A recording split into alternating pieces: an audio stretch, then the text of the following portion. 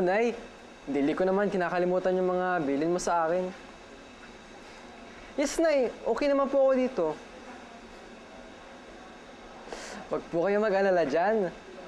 Nakapagpabook na nga po ako ng flight pabalik dyan sa Cagayan. Pakisabi na lang po kay Tay na naghahanap lang po ako ng tiyempo na makapagpaalam sa mga kaibigan ko, ha?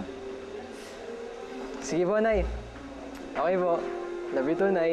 Bye-bye. Aalis ka? Leslie, hayaan mo na magpaliwanag, oh. Uno, kung akala ko, babalik ka na sa Maynila for good. Pero pinaasa mo lang pala ako. Iiwan mo ko ulit.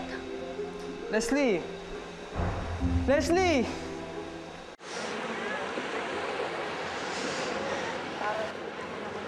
Les.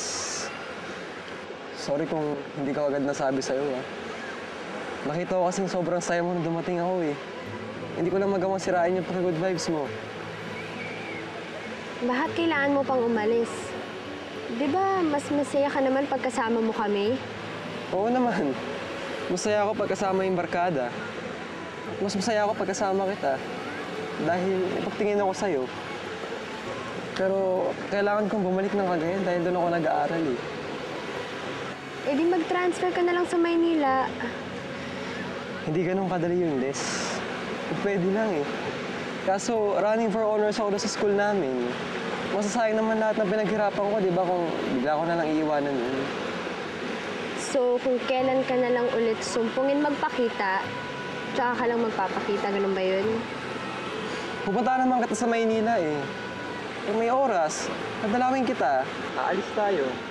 At pag nandun naman ako sa Cagayan, tatawagan kita, iti-text, i-email kita. Mag-work ba yung ganong setup? Alam ko kung anong meron tayo. At sigurado kong totoo to. Sapat na yun para patatagin tong relasyon natin, kung ano man to.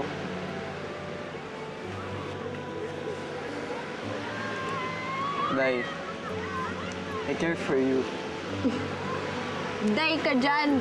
Diyos ko, Day!